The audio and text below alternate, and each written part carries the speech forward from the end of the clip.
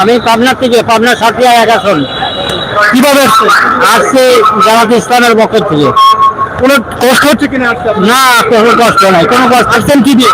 হ্যাঁ, আসছেন কি দিয়ে? বাস দিয়ে আসছে। জি, কত লোক হতে পারে আপনাদের আমাদের লাখ 10 লাখ দশেক হবে? হ্যাঁ।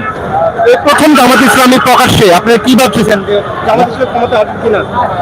সঠিক এখনো ভাবা যাবে না, দল দুটো বিএনপি জামাত, এখন কে ক্ষমতায় আসবে এটা বলার এখনো হবে। এই যে 53 বছর আপনাদের যে বাংলাদেশ জামাত ইসলাম প্রোগ্রাম করতে পারেন, আপনাদের বুকে কষ্ট ছিল?